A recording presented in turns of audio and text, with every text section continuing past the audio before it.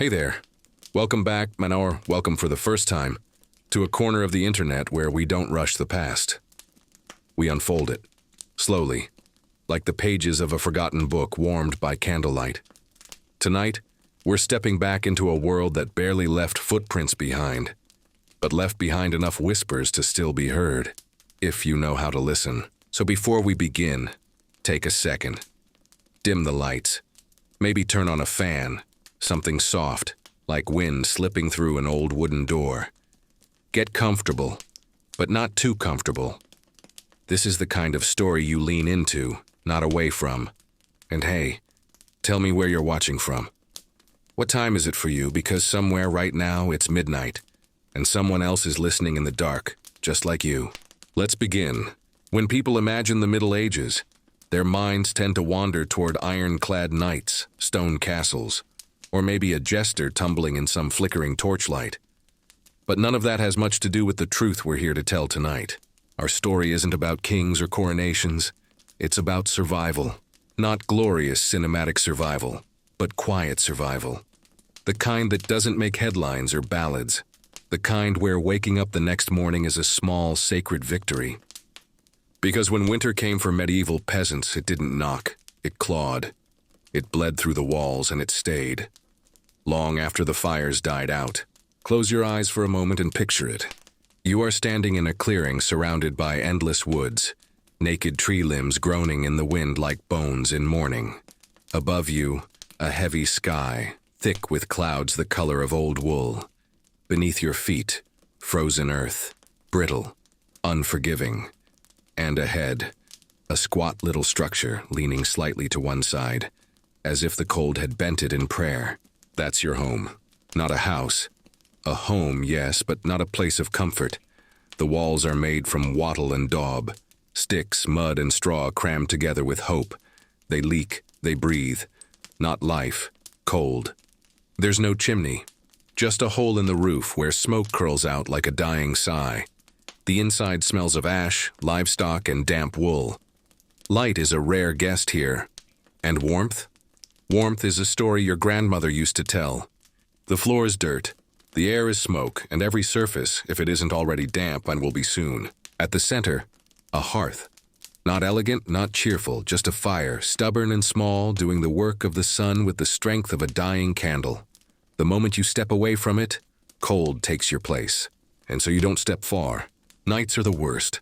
Nights are something else entirely. They last longer than you think they should. Time stretches. Not like a yawn, but like hunger. The dark is full of noise, wind groaning through the thatch, the slow rhythmic shifting of animals in the corner. Because yes, they sleep inside too. Heat is heat, no matter where it comes from. Your family sleeps in a heap, not because it's cozy, but because dying alone is worse than shivering together. Children wedged between parents, grandparents wrapped like brittle sticks in whatever cloth remains. Bodies pressed tight, breath shared like currency. And still, the cold finds its way in. Even under layers of rough-spun wool, under cloaks that scratch your skin and smell like rain-soaked fields, even wrapped in straw and curled in like a comma, it gets in. Your toes are the first to go numb, then your fingers, then your thoughts. Sometimes you sleep just long enough to forget how cold you are, and that's when it's most dangerous. Because frost doesn't knock loudly, it creeps, quiet, polite, until your blood slows and your lungs stiffen, and you forget that waking up is not guaranteed. In the morning is no relief. The fire's gone out. You'll have to coax it back with fingers that barely move. Your breath hangs in front of you, the only visible sign that you're still alive. You listen, not for birdsong, but for the sound of your animals. If they're quiet, something is wrong. If they're still, they might be dead. Then you check on the others. Your sister, her cheeks bright red with cold. Your mother, coughing softly into her blanket, the kind of cough that echoes too long. Your little brother, curled so small he could disappear. You nudge him gently.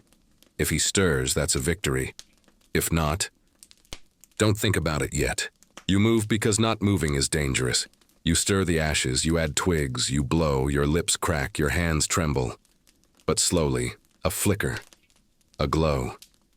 You've bought another day. And that's all this life is, days bought one at a time. Breakfast is thin. Maybe a crust of bread, maybe a turnip so cold it hurts your teeth, maybe nothing. You chew slowly, not for the taste, but to give your jaw something to do other than chatter. And then the work begins, because the cold doesn't pause for pity. Water must be drawn from a well crusted with ice. Wood must be gathered. What little is left after everyone else has combed the woods bare.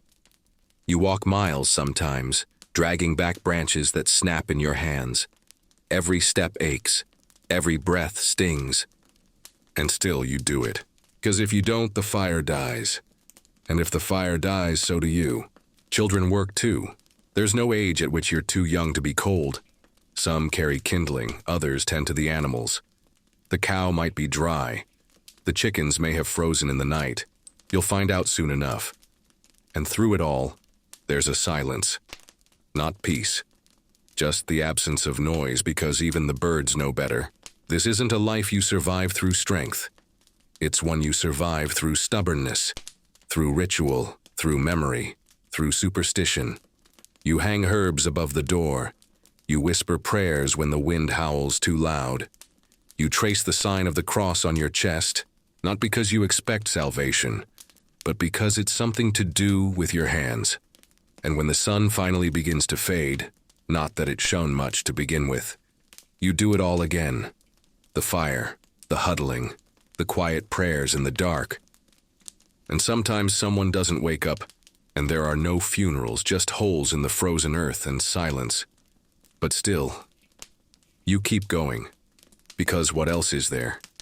This is the forgotten courage of medieval peasants, not the kind that charges into battle, but the kind that stares down another night without flinching. That finds warmth where there is none. That makes life grow in soil too frozen for mercy. And that is where our story begins. Of course, settle in. If you haven't already, dim the lights a little lower. Let the room fall quiet. Maybe put a blanket over your shoulders, not just for warmth, but for weight. The kind of weight that makes you feel anchored, like you're still here, even as we drift a little deeper into the past. This isn't a story you watch, it's a story you feel in your bones. Let's return to the winter. Return to the cold, because we've only scratched the surface. The thing about surviving night after night like that is, it doesn't end when the sun comes up. In fact, the cold doesn't even care about the sun. It laughs at it, shrugs it off. The wind is older, louder, and far less forgiving. So is hunger. By now your stores are running thin. The autumn harvest that filled the larder in October is just a memory now, and not even a sweet one. That harvest was barely enough. It never was enough. Crops failed more often than they succeeded. Bread was stretched with bark or bran. Ale was thin, sometimes sour. And meat? Meat was a luxury saved for the deepest dark, when a chicken stopped laying or a pig got sick. You didn't waste, not even bones. So you ration. You weigh everything. A handful of barley becomes a day's worth of gruel. A turnip gets divided 4 ways. And the roots you dig from the half-frozen earth, wild, bitter, tangled things, become soup. Your stomach doesn't growl anymore. It aches, quietly, constantly. A dull, distant ache like a voice you can't understand but can't stop hearing. Your body begins to change. Not dramatically. Just enough to remind you this is not sustainable. You move slower. Think slower. You feel the cold more. Bruises stay longer. Cuts don't heal. Your gums bleed sometimes. You ignore it. Everyone does, and the silence grows. By midwinter, the village seems hushed. Not peaceful. Hollow. The kind of quiet that only comes when people are afraid to speak too loudly, as if their breath might draw something worse from the woods or from the sky. You begin to notice who's missing. That old man with the twisted back, the one who used to hum while feeding the chickens. No one's seen him in days. You don't ask. Because if someone had found him, they'd have buried him already, or dragged him to the chapel and lit a candle.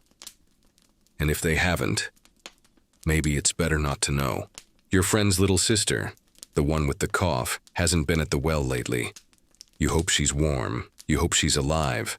But you don't ask. Because winter makes everything heavy, even hope. The church bell hasn't rung since New Year. The priest is sick. He still says Mass, but his voice is thin and shaking. He prays for spring, for mercy, for warmth. But the stone walls of the chapel hold in more cold than they do heat. Breath rises like incense in the air. The candles do their best. You sit in the pews with your family, hands clasped, knees stiff, and for just a moment, a brief, flickering moment, you feel something stir inside you. Not belief, maybe, but memory. That once, long ago, this season meant something. That it was sacred. That it promised light. You try to remember what it was like to laugh, to run barefoot in green grass, to hear birds in the morning.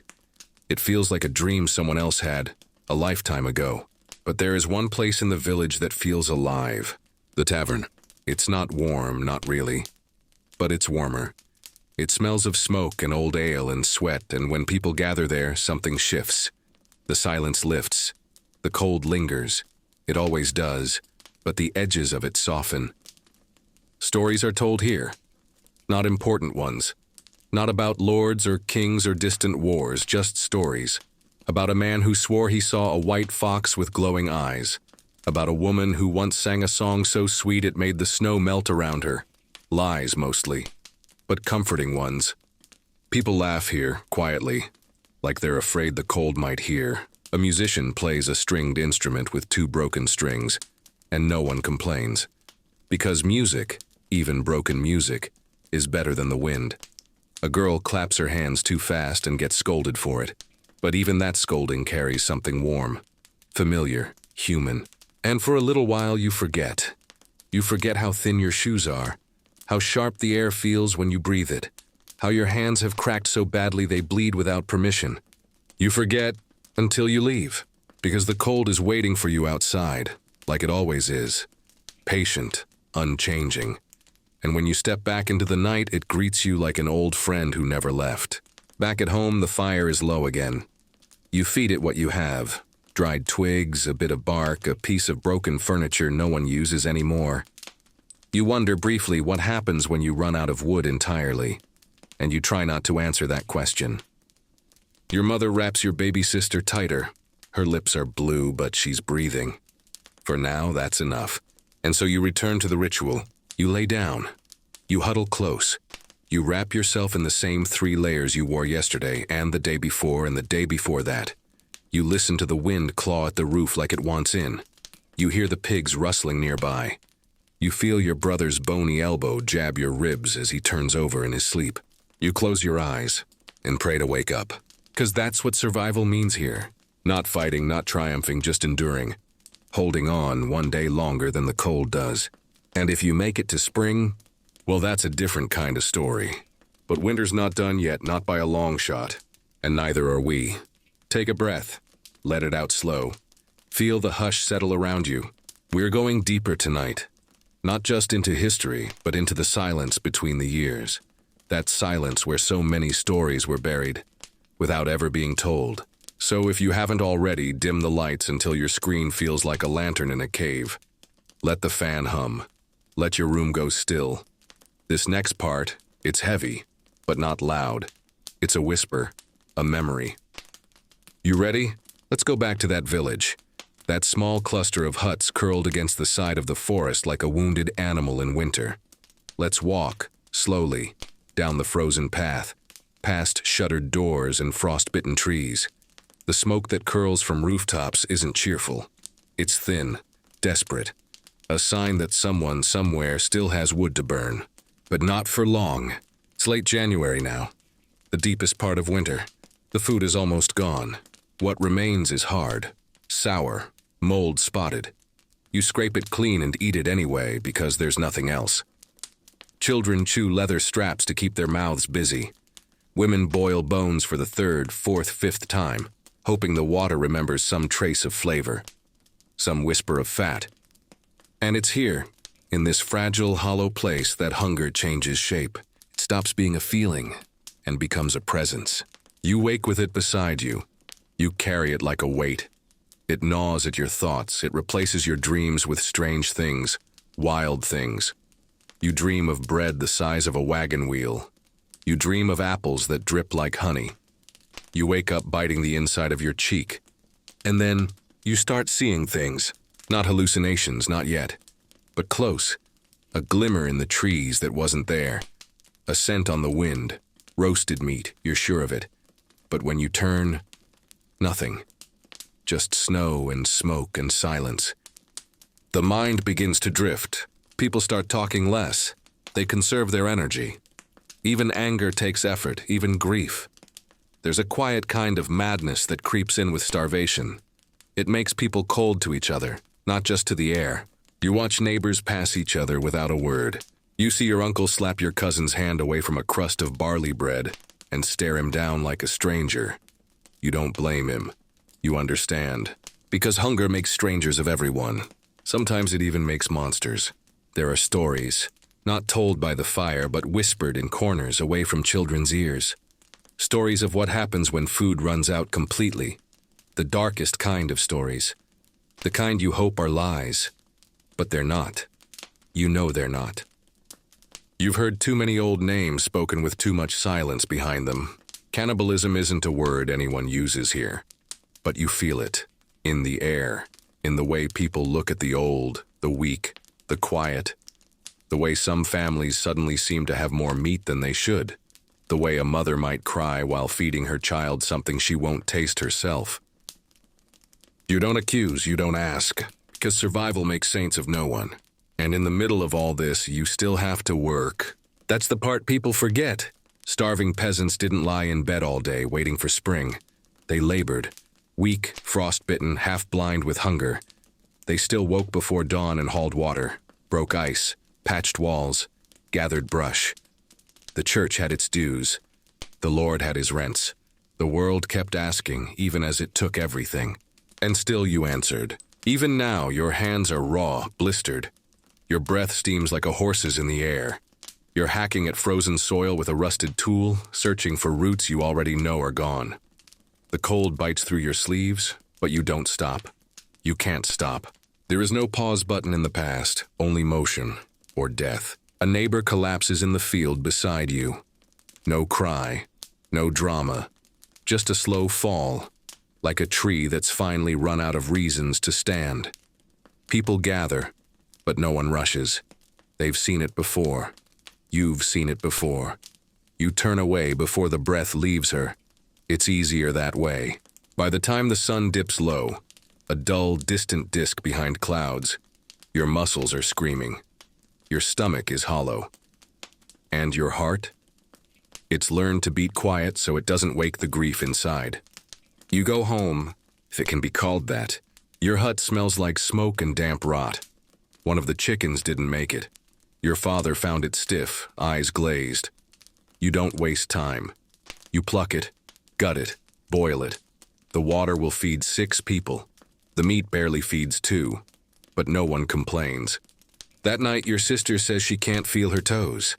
Your mother rubs them between her palms, murmuring something soft. Not words, just sound. You lie beside them and feel her chest rise.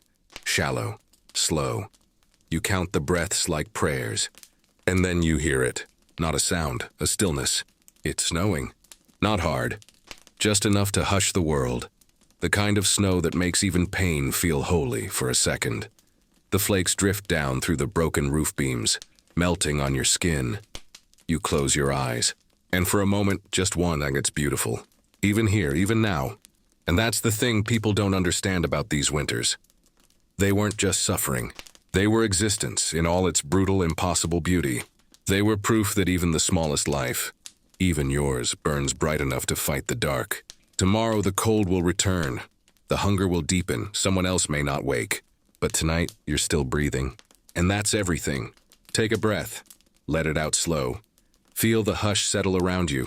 We're going deeper tonight. Not just into history, but into the silence between the years. That silence where so many stories were buried, without ever being told. So if you haven't already, dim the lights until your screen feels like a lantern in a cave. Let the fan hum. Let your room go still. This next part, it's heavy, but not loud. It's a whisper. a memory. You ready? Let's go back to that village. That small cluster of huts curled against the side of the forest like a wounded animal in winter. Let's walk, slowly, down the frozen path, past shuttered doors and frostbitten trees. The smoke that curls from rooftops isn't cheerful. It's thin, desperate, a sign that someone somewhere still has wood to burn. But not for long. It's late January now, the deepest part of winter. The food is almost gone. What remains is hard, sour, mold-spotted. You scrape it clean and eat it anyway because there's nothing else. Children chew leather straps to keep their mouths busy. Women boil bones for the third, fourth, fifth time, hoping the water remembers some trace of flavor, some whisper of fat. And it's here, in this fragile, hollow place, that hunger changes shape. It stops being a feeling and becomes a presence. You wake with it beside you. You carry it like a weight. It gnaws at your thoughts. It replaces your dreams with strange things, wild things. You dream of bread the size of a wagon wheel. You dream of apples that drip like honey. You wake up biting the inside of your cheek.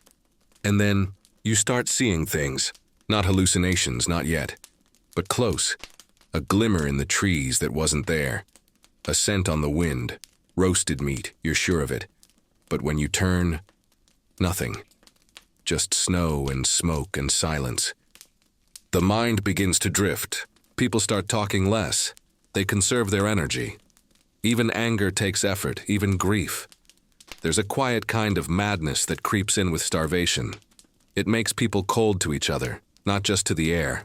You watch neighbors pass each other without a word. You see your uncle slap your cousin's hand away from a crust of barley bread and stare him down like a stranger. You don't blame him. You understand. Because hunger makes strangers of everyone. Sometimes it even makes monsters. There are stories, not told by the fire, but whispered in corners away from children's ears. Stories of what happens when food runs out completely. The darkest kind of stories. The kind you hope are lies. But they're not. You know they're not. You've heard too many old names spoken with too much silence behind them. Cannibalism isn't a word anyone uses here. But you feel it. In the air. In the way people look at the old, the weak, the quiet. The way some families suddenly seem to have more meat than they should. The way a mother might cry while feeding her child something she won't taste herself. You don't accuse, you don't ask, because survival makes saints of no one. And in the middle of all this, you still have to work. That's the part people forget. Starving peasants didn't lie in bed all day waiting for spring. They labored, weak, frostbitten, half-blind with hunger. They still woke before dawn and hauled water, broke ice, patched walls, gathered brush. The church had its dues. The Lord had his rents. The world kept asking, even as it took everything. And still you answered. Even now, your hands are raw, blistered. Your breath steams like a horse's in the air.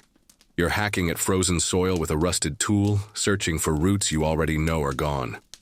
The cold bites through your sleeves, but you don't stop. You can't stop.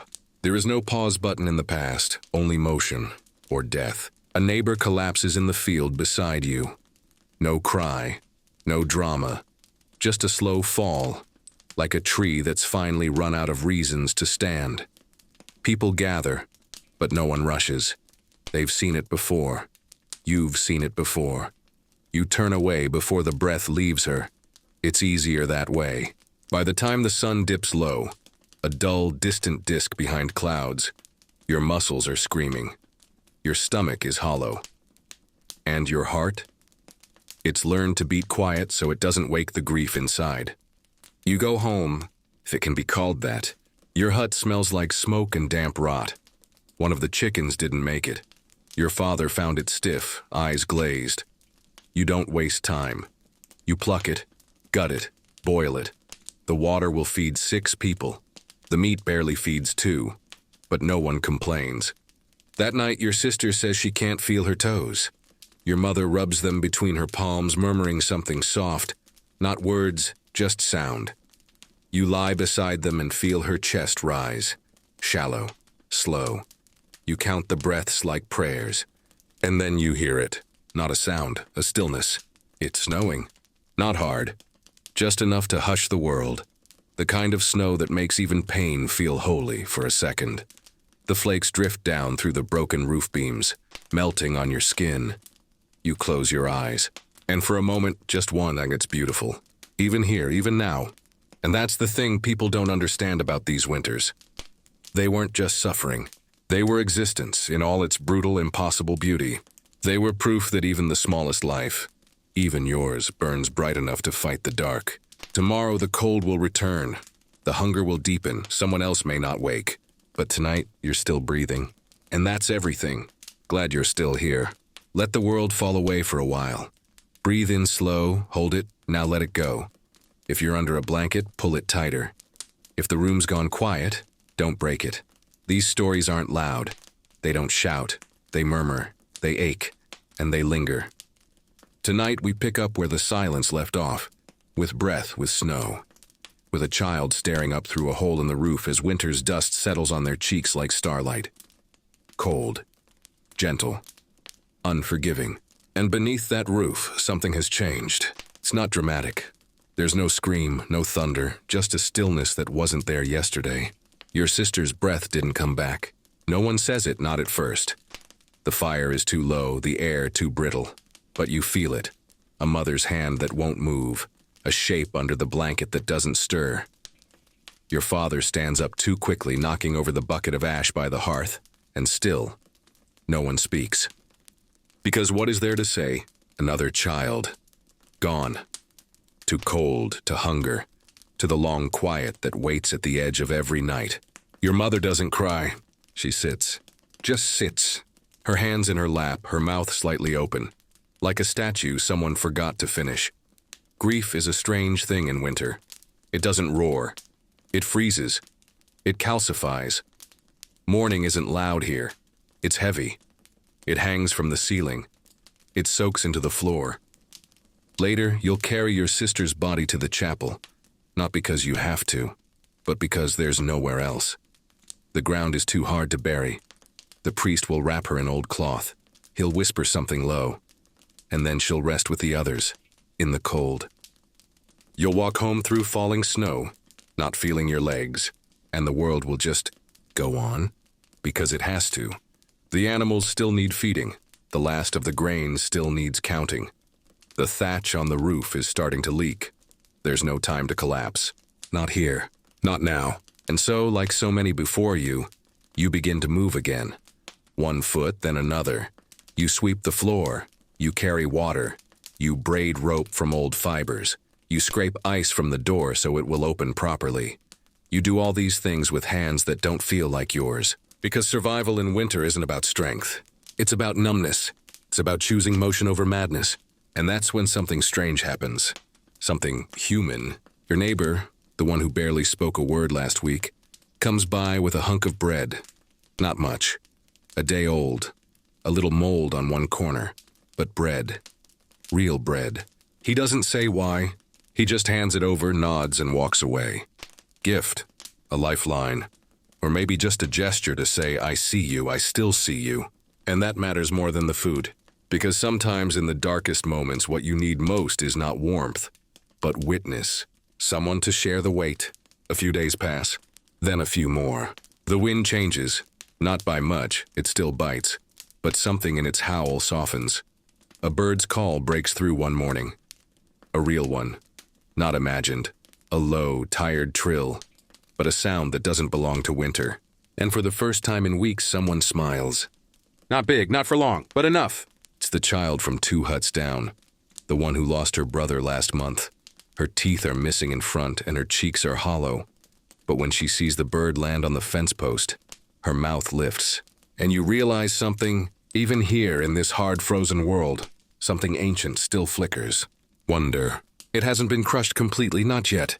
And that's when people begin to talk again. Quietly at first. They gather near the well. They talk about weather patterns. The color of the clouds, the way the stream sounded this morning. Less ice, maybe more water. They share dreams, not real plans, just possibilities. What they'll plant when spring comes. What they'll trade, who might marry who. A future, thin as parchment, but still a future. Your father sharpens his blade. Your mother brushes your hair. The world hasn't warmed yet. Not truly. The snow still falls, the wolves still roam the tree line, the food is still running out. But something has shifted. The grief has been folded, tucked away, not forgotten, never forgotten, but softened. Because there's work to be done. And because that's what life is here. A thread. Thin frayed but still unbroken. Still tied to something larger than yourself. And as the sky darkens once more, you look up from the doorway and see it. A star. Just one.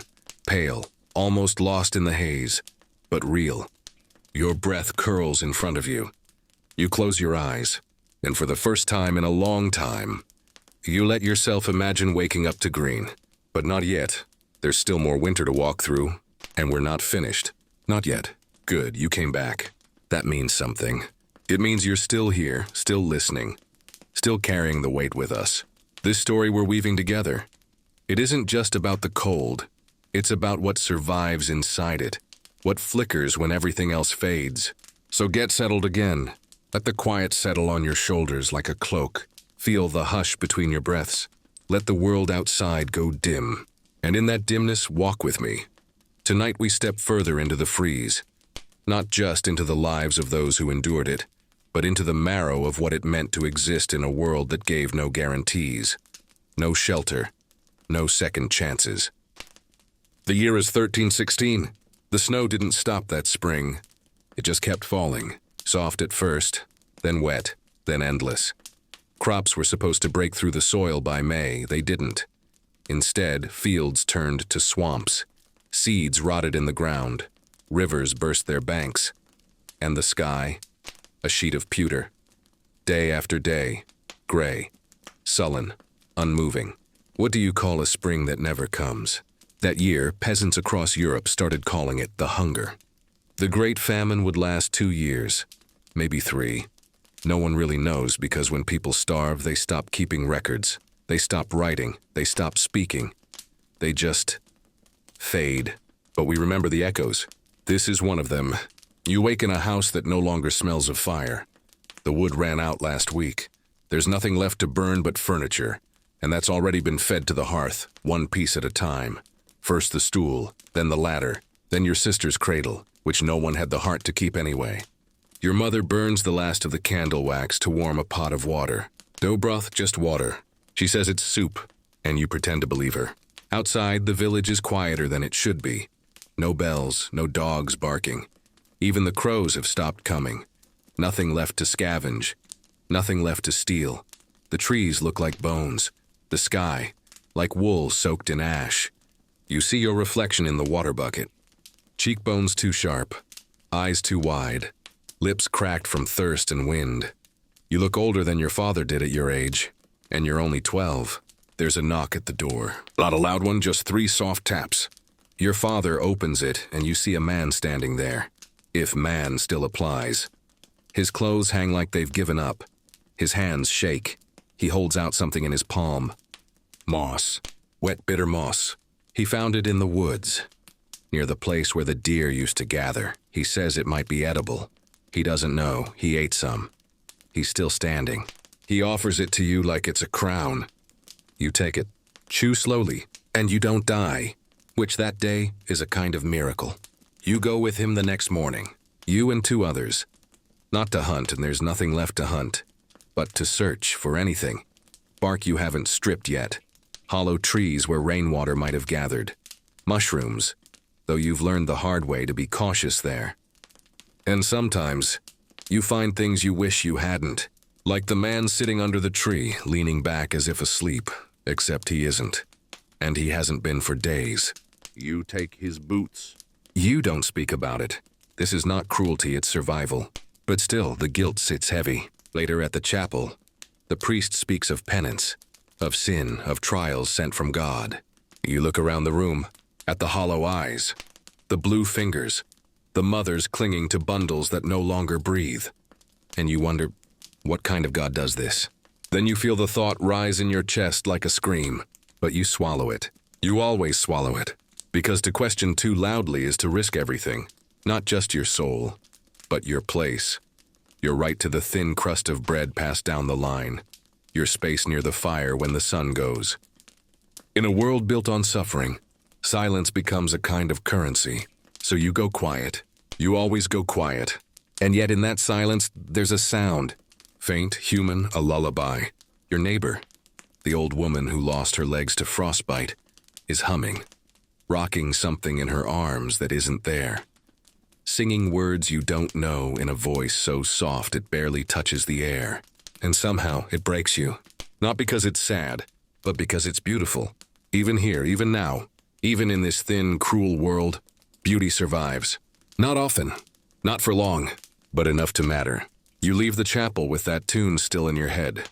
It follows you down the path, past the houses that no longer smoke, past the barn with the half-collapsed roof, past the man burying something small in the mud with his bare hands, pretending not to cry. The clouds are breaking, just slightly. A single beam of sun falls across your hand, and it hurts. It burns like something unfamiliar, like hope. You pull your cloak tighter and keep walking, because there's still more winter ahead, still more story to tell. And you're not done. Not yet. Still with me? That means everything. The fact that you're here, sitting quietly with this story, letting it breathe through the stillness of your room. It's a kind of honor. These voices from the past, they weren't meant to disappear. They were meant to be remembered, whispered back into the dark. So if the lights are low and the night is quiet, we'll go on. Let the wind rattle the windows. Let the chill creep through the cracks. Let the old ghosts settle in. Tonight, the story deepens and the snow keeps falling. The year is 1317 now. The famine has stretched its fingers through a second spring. By now, the people no longer speak of hunger. Hunger is too small a word. What lives in their bellies is something else, something older, something that feels like it's devouring not just their bodies, but their memories, their names. You wake to the sound of coughing, wet, deep, chest-splitting coughs. It's your uncle, the one who used to sing ballads at midsummer. His voice is gone now, shredded by fever, his frame a rattle of bones inside a soaked tunic. He's been sick for days, but no one says it out loud. Not because they're hopeful, but because they know. Saying it gives it shape, and shape gives it power. You pass him water. He doesn't drink. He just stares, right through you. You look away. The walls are sweating. The rot from the thatch is sinking lower. Mold creeps like a dark stain across the corners. You hear your mother whisper a prayer under her breath, repeating the words over and over. Not because she thinks God is listening, but because it fills the silence. It's not just food anymore. It's disease. Weakened bodies can't fight what the cold brings in. Not when waste runs in ditches. Not when you sleep beside the coughing, the dying, the barely alive. Rats move through the walls like shadows. Some say the sickness comes from them. Others say it's a curse, a punishment. But you don't bother asking why anymore. You've seen too many good people fall, too many bad ones live. If there's justice here, it moves in silence.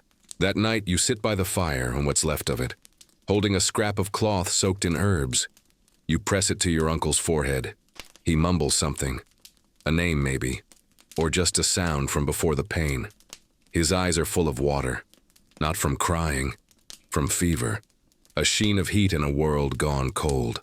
You don't move, because this is what love looks like now. Not gifts, not songs, but staying, holding, being the last face someone sees before they leave.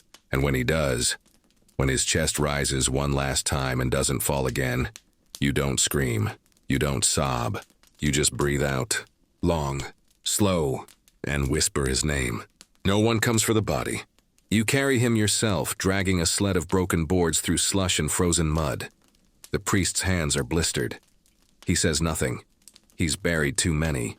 He doesn't even cover the hole this time, just drops a handful of dirt and turns away. By morning, you can't remember what your uncle's voice sounded like. And that terrifies you more than anything, because what else will you forget? Your grandmother's laugh, the smell of baking days from years ago, the way the sun felt on your neck the last time you danced at harvest. What happens when all the warmth is gone? When all that remains is survival? You sit behind the house that night, wrapped in everything you own.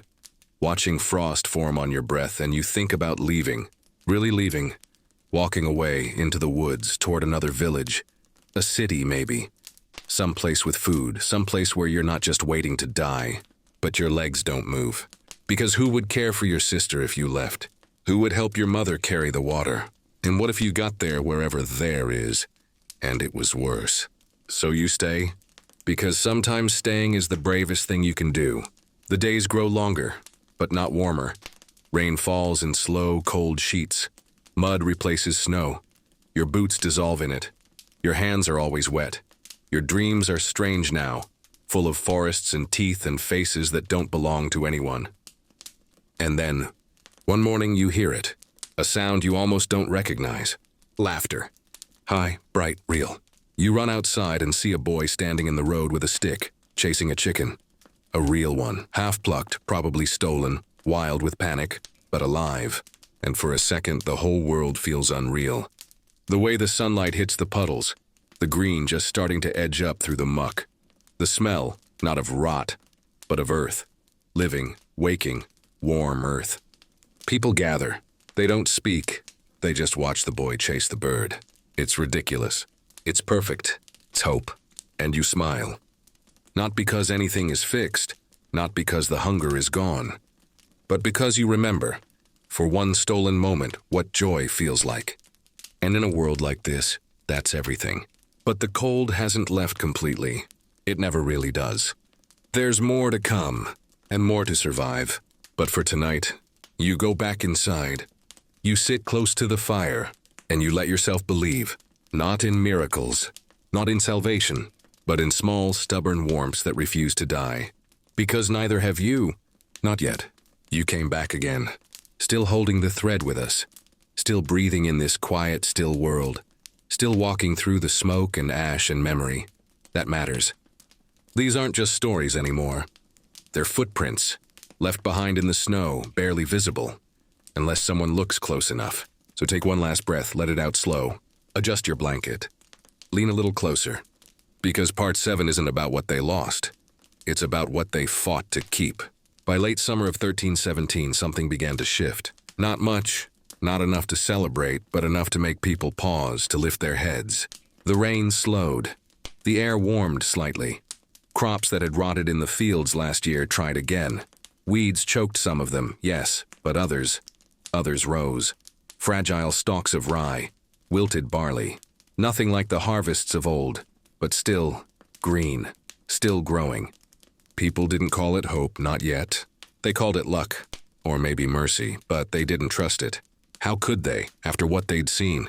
So when the fields began to fill, they didn't sing, they didn't dance, they worked, silently, desperately. Their hands were thinner now, fingers bent from cold and hunger, eyes sunken. They moved like shadows beneath a sky that finally remembered the color blue. But even so, even after everything, they still knew how to dig, to sow, to sweat into the soil and whisper prayers into the dirt. You were one of them. Older now, just a year maybe. But time works differently when every day could be your last. You felt 50, or maybe 5. You weren't sure. Your uncle was gone. So was your best friend, the girl with the ash-blonde braid who used to steal eggs from the neighbor's coop. Her name still burned your throat when you thought it. So you didn't. You just worked. Your hands knew the weight of a hoe, the curve of a scythe, the way to tell good grain from bad just by the smell. You moved like someone who understood that the earth was both a giver and a thief, and today it might choose to give. The village changed too. People who hadn't spoken in months now shared tools, shared stories, shared what little bread they had, knowing it might buy them favor with whatever gods were still listening. No one had time to be cruel, not anymore. You looked each other in the eyes now, saw the same questions there. Will this be the season we live? And deeper still, do we deserve it? One day in August, the priest made an announcement. He said there would be a feast, a gathering, a celebration. People blinked at him like he'd spoken in another language. But he repeated it.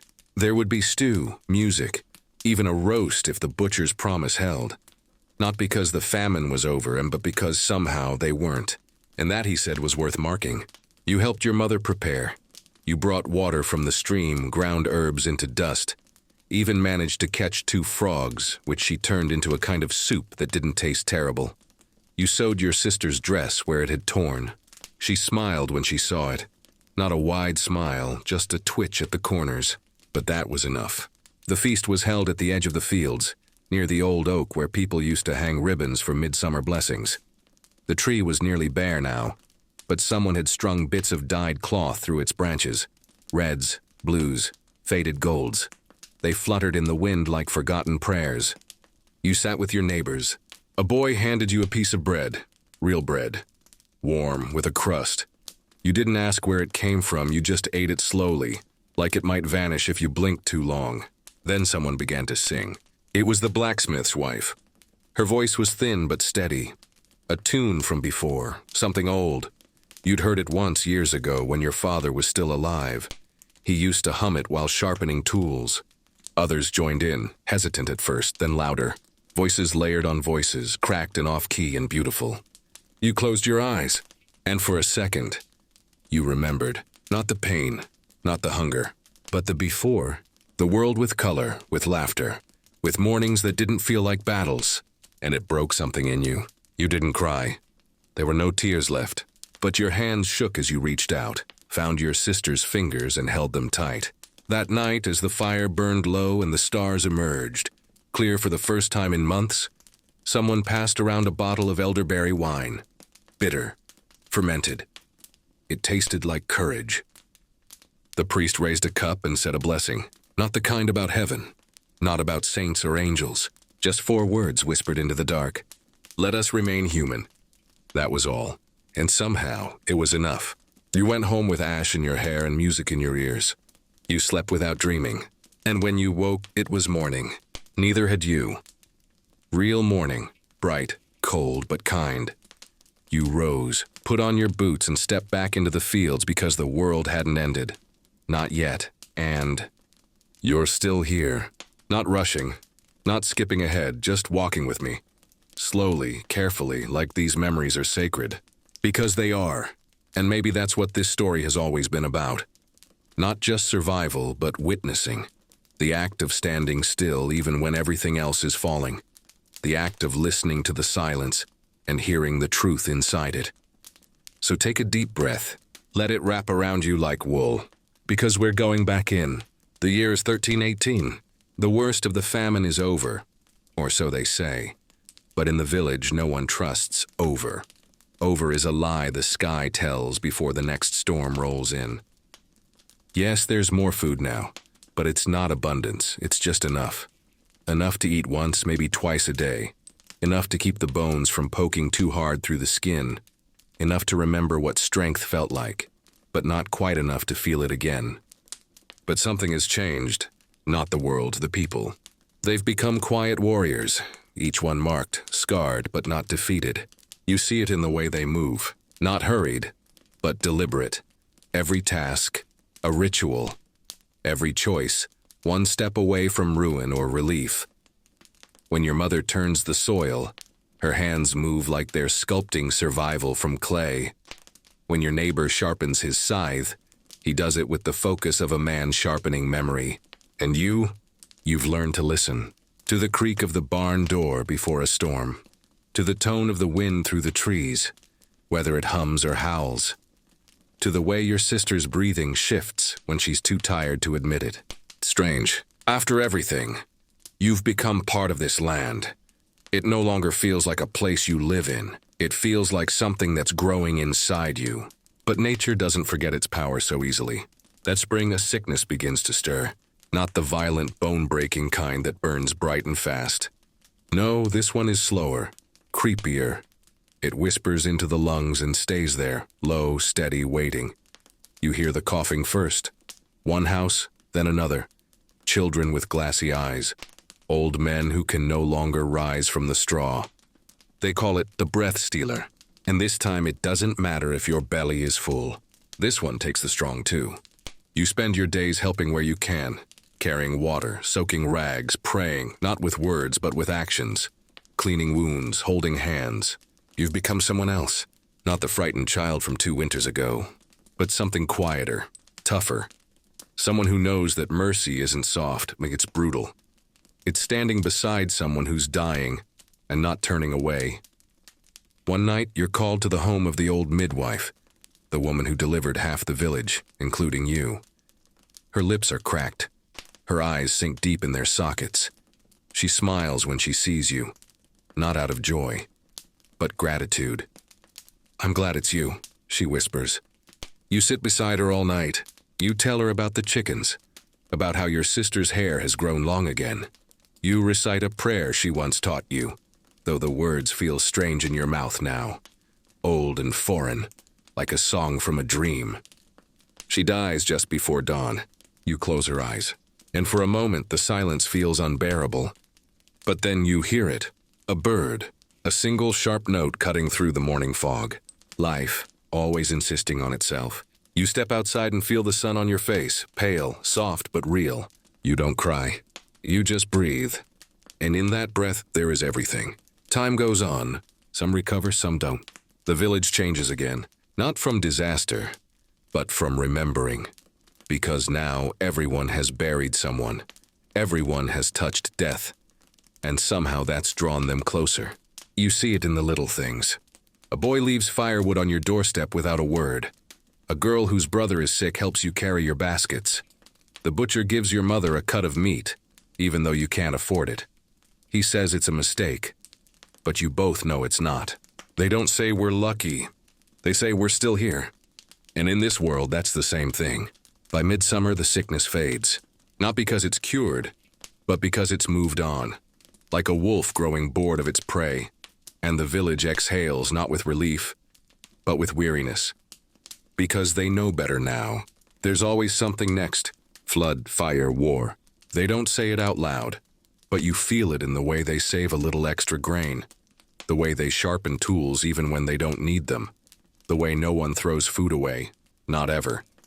You've learned how to live in the waiting, how to find peace in the pauses, and that might be the most powerful thing of all. One day, you walk to the stream.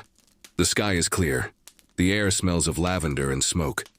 You watch a butterfly land on your hand and sit there, unafraid. For the first time in years, you laugh. Not because things are good, but because somehow you are, still. And that laugh, light, ragged, human, carries on the wind like a secret. A reminder. The world can break you. It can bleed you, bury you, forget your name. But it cannot take your fire. If you keep it lit, you're back, still with me.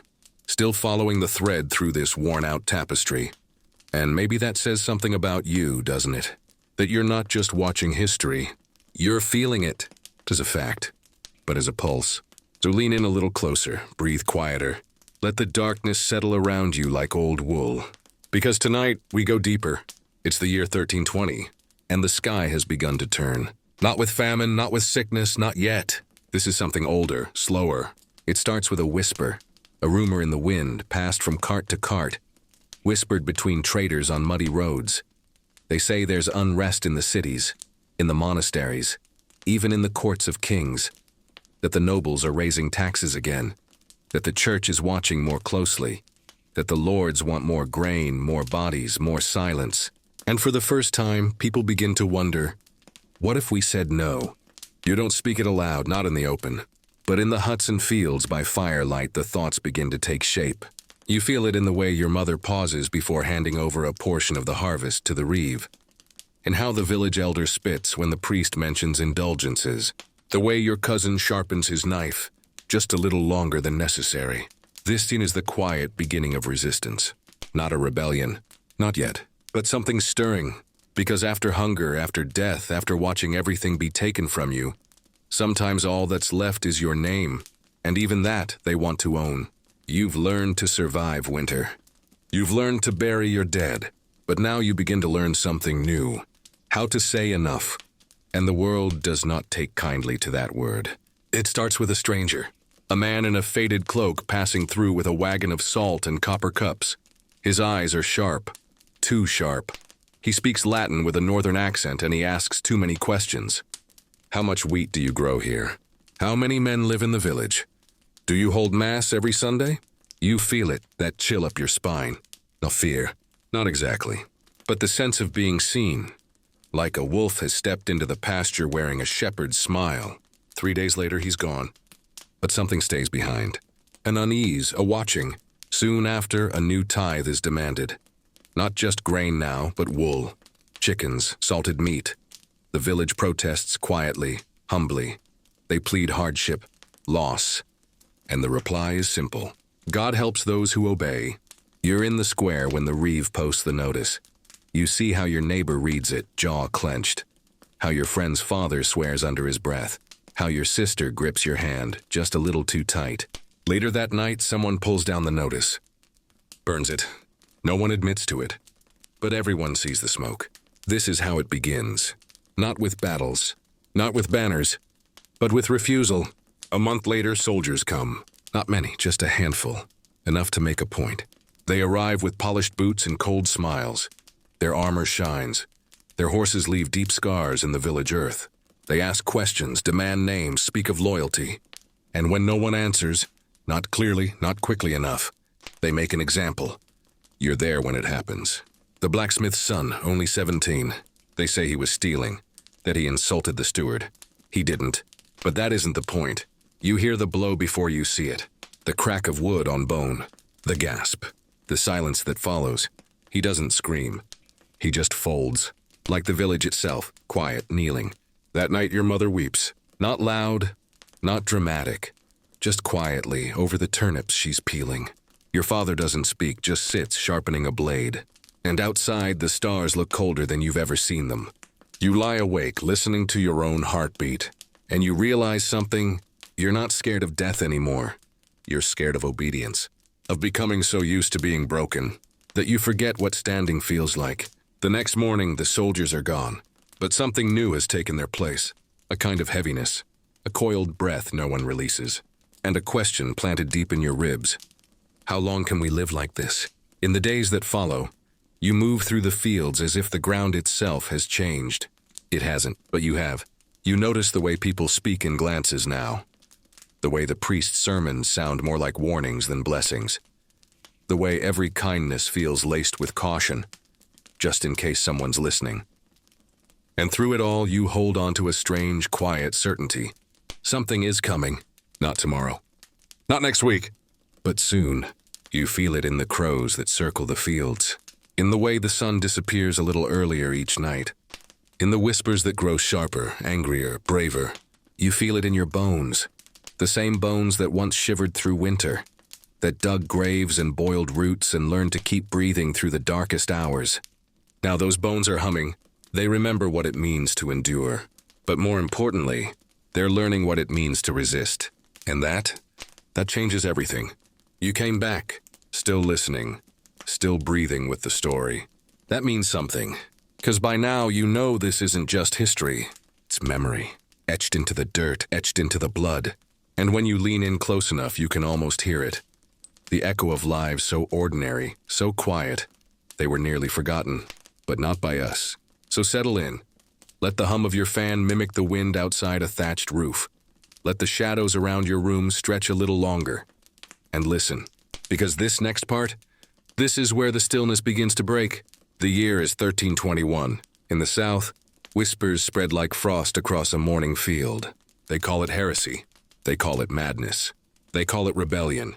But under the worn fingers and cracked lips of peasants like you, they simply call it hope.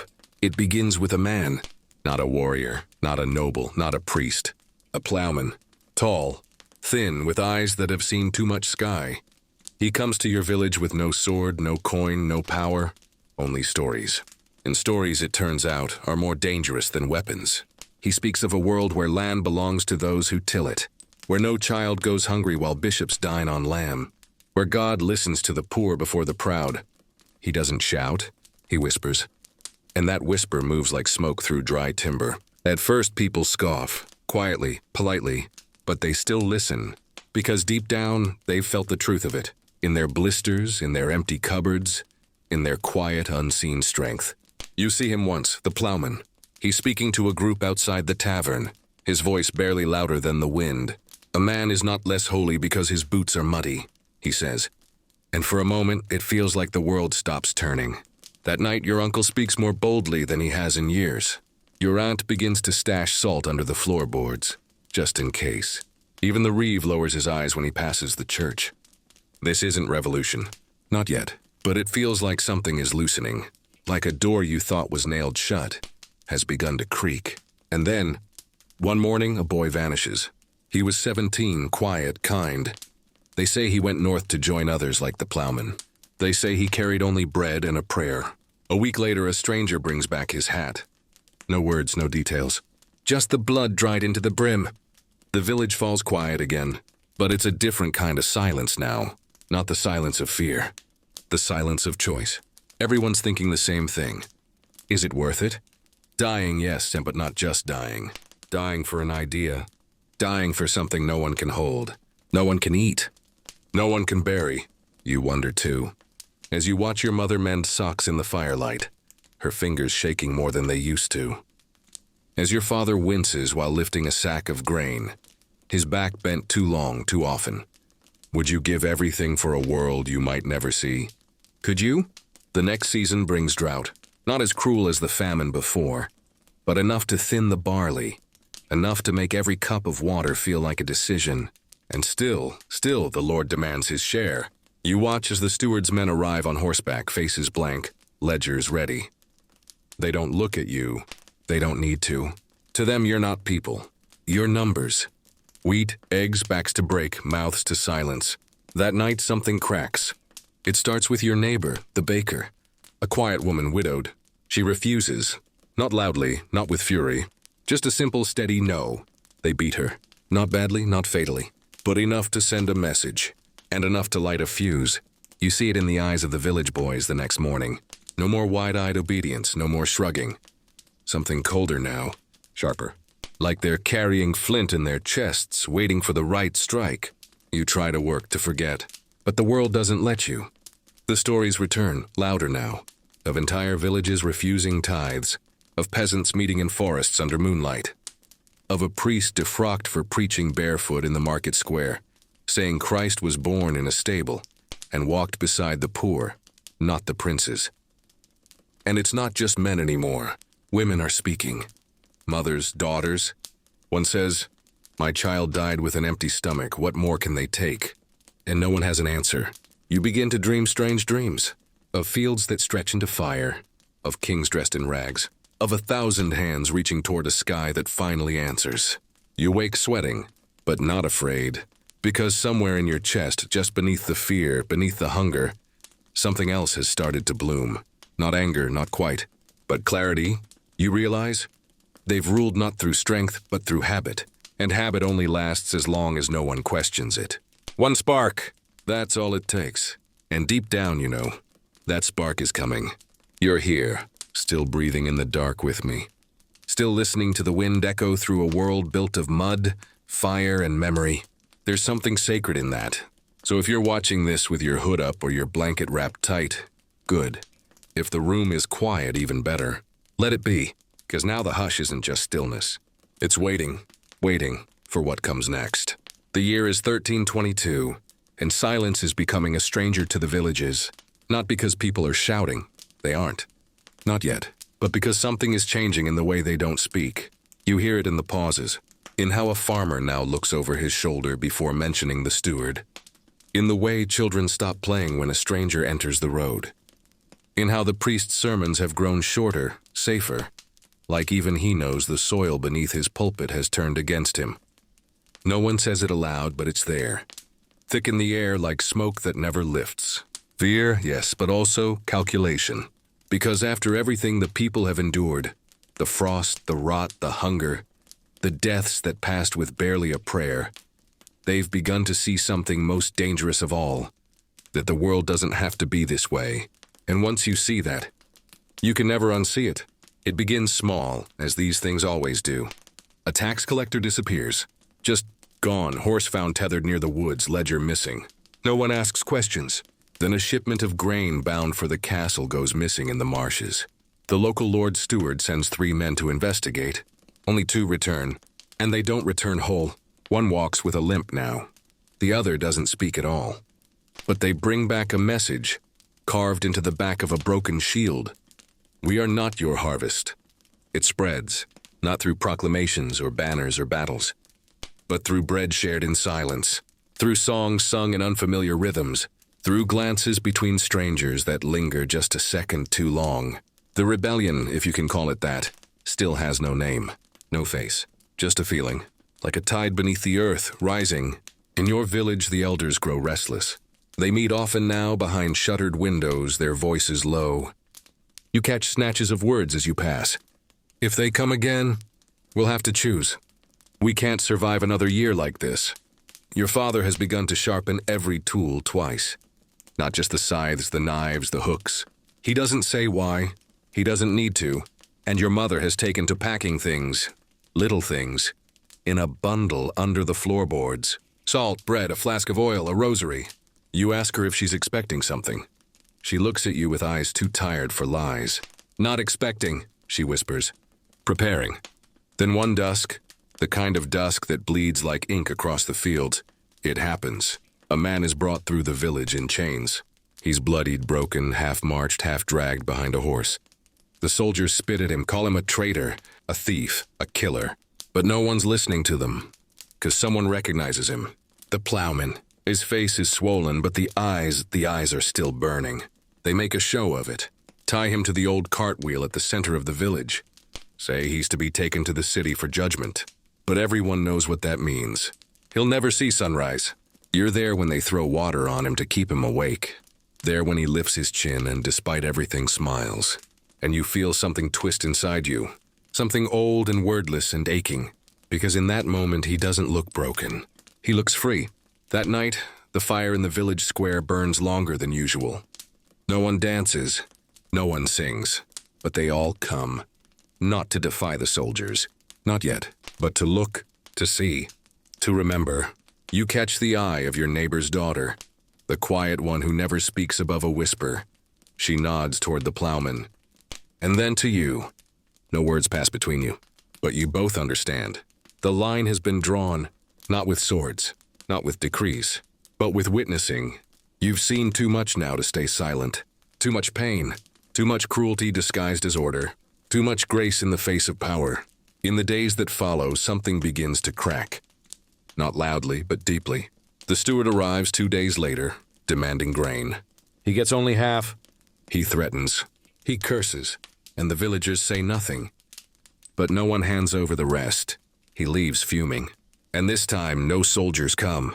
You feel it then, like a wind has shifted, like the world is listening, not to the kings, not to the priests, but to you, to the ones who've always been called small, to the ones who've buried more than they can count, to the ones who've survived winters colder than justice. And now they've begun to ask, what if we built something different? Not with stone, not with steel, but with truth, with each other, and with a fire that no frost can kill. The plowman dies quietly. They take him away under cover of fog. But the next morning, someone finds his rosary nailed to the church door. Beneath it, a single word scratched into the wood. Soon. And you know that the waiting is almost over. You're still here, still listening, still leaning in. And that means you've felt it too. The slow build, the quiet storm. The ache of something ancient cracking open under the weight of its own silence. So wherever you are right now, whatever time it is, keep the lights low. Keep the room still. Let the old world rise around you, like mist from the stones. Because this is the part where the ground begins to tremble. It's late autumn now, 1323. The harvest came thin. The rains came too soon. The thatch leaks at night. And yet, there's something different in the air. Not hope, not exactly, but tension, like the whole village is holding its breath. You feel it in the footsteps of the baker's son, who walks a little faster when the steward's men ride through. You see it in the way your aunt starts locking the door at dusk, even though no one ever used to lock anything. You hear it in the church where the priest's voice wavers now, and his sermons circle carefully around words like justice, mercy, truth. Everyone pretends not to notice, but they notice. Because 2 villages over, a manor was set alight. They said it was lightning, but there was no storm that night. They said the tenants were unharmed. But 3 haven't returned to their homes. And you, and like many others, you begin to wonder, is this what it feels like just before the world changes? There's no banner, no trumpet, no announcement, just whispers. More and more of them. A stranger arrives in the village. No horse, no baggage, just a staff and a voice like iron dipped in honey. He says he's a carpenter, a tradesman passing through. But you see how the old men sit straighter when he speaks. How the women listen without blinking. How the children who fear so many things follow him like wind behind flame. At the tavern, someone asks if he believes in rebellion. He smiles. I believe in memory, he says. And memory is the most dangerous thing of all. You don't know what he means, but the next day he's gone, and the well has been scrubbed clean. Someone painted a symbol on it in ash, a broken yoke. It's washed away by morning. But not from your mind. Soon others arrive, quietly. They don't look like revolutionaries. They look like you. A weaver, a shepherd, a girl with one arm who knows how to start a fire without flint. They don't preach, they listen. And they ask questions no one's asked aloud before. Why does the church tax the hungry? Why does the king sleep on silk while your baby sleeps in straw? What would happen if no one bowed anymore? No one answers. But no one tells them to leave either. One evening by the fire, your father speaks. He hasn't said much in months, not since the famine took your brother. But tonight he clears his throat and says, when I was young, I believed the world was made by God. Now I think it was made by men. And if men made it, maybe we can unmake it. You don't know what to say, but the silence afterward is heavier than any prayer you've ever heard. Winter comes early that year. The cold is cruel, the wind cuts like a blade, but something has changed. Neighbors begin sleeping under one roof, not out of desperation, but solidarity.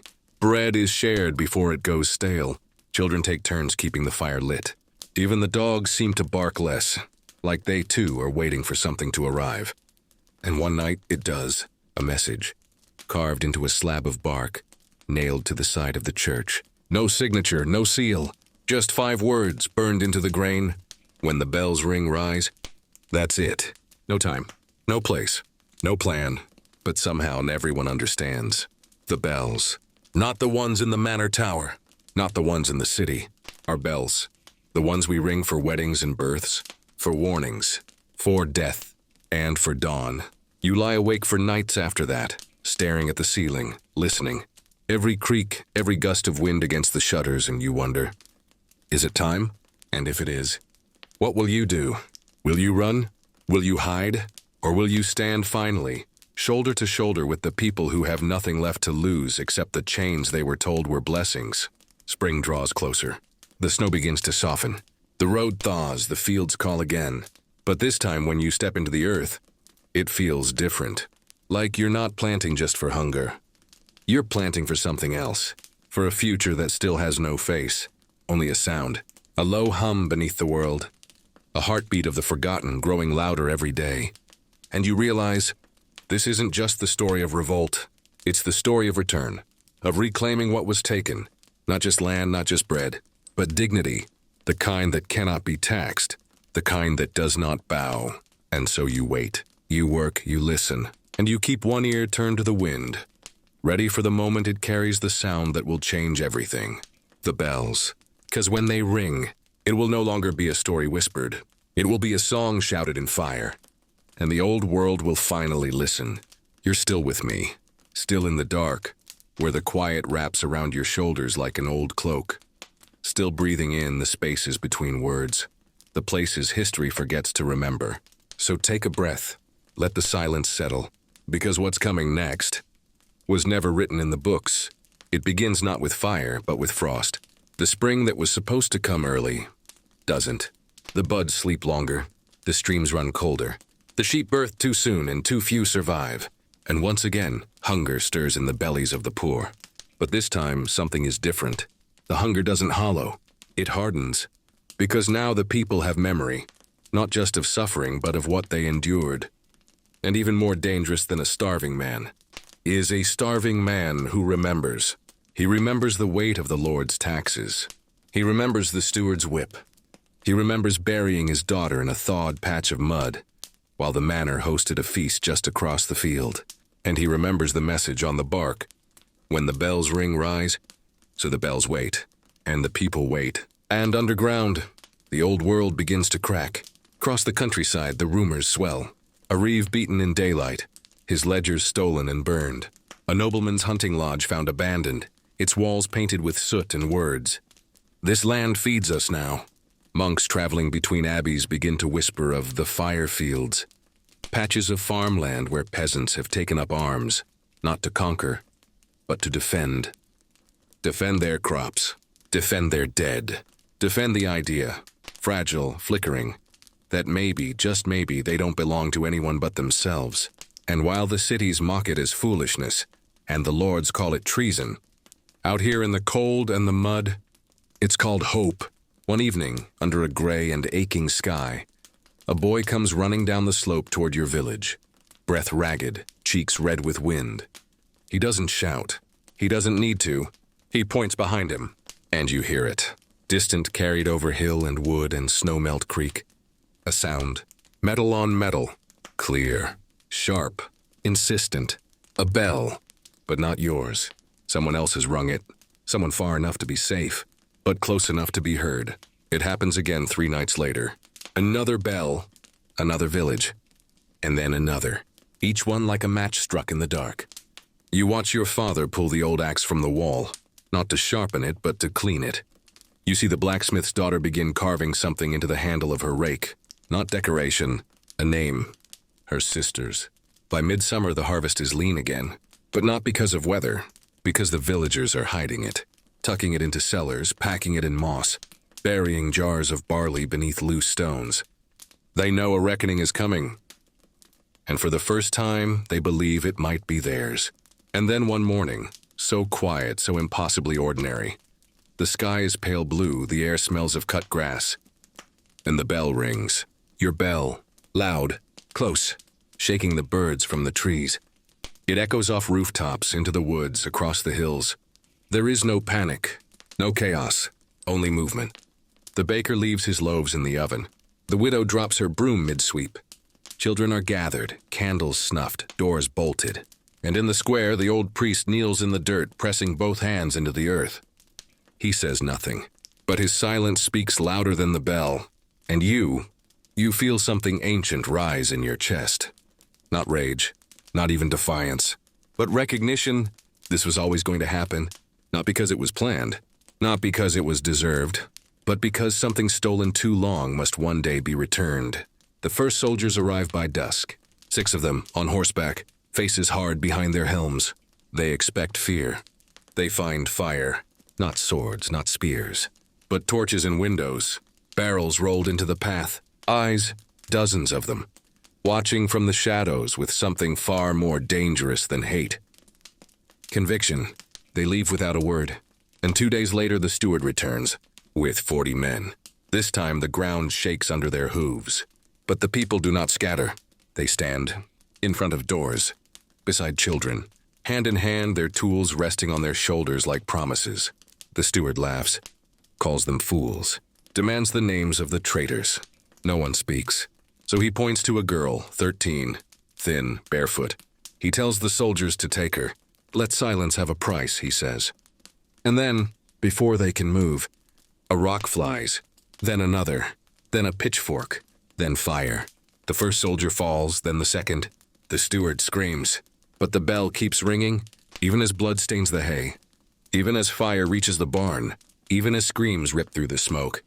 The bell keeps ringing, until no one hears the steward anymore. Only the bell, and the people, and the voice of something too long buried, now clawing its way back to the light. Not vengeance, not justice, balance. The next morning, the village is silent. The dead are counted, the wounds are bound, and in the square they bury a boy, the one who lit the first torch, his hands still stained with ash. They plant barley on his grave. No cross, no words, just seeds, 'cause he didn't die to be remembered. He died to make sure no one was forgotten again. And somewhere beyond the hills, another bell begins to ring. You're still awake, still walking with us through the long dark, and maybe now you feel it more than ever. That slow burn in the chest, that pulse behind the ribs, that quiet, defiant truth that history isn't made by kings. It's made by people like you, when they've been pushed too far, for too long. So if you've made it this far, you're not just watching. You're remembering. Let the room stay quiet. Let the hum of the past keep speaking. Because part 14 is not a pause. It's a breath before the flood. The rebellion, if that's what we're calling it now, no longer hides in shadow. It walks openly, boldly, like a wolf that's stopped pretending to be a sheep. Word spreads not by messenger, not by letter, but by witness.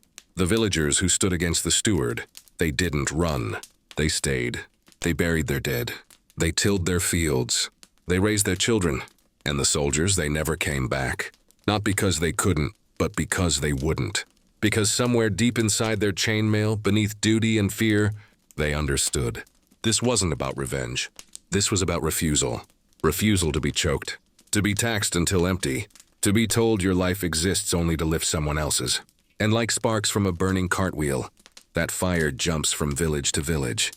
You see it in the eyes of the butcher's apprentice, who leaves town with nothing but a satchel and a hammer. In the traveling friar who no longer quotes scripture, but tells stories of peasants who turned plowshares into pikes. In the manor maid who slips food to the prisoners and writes messages in flour beneath the kitchen door.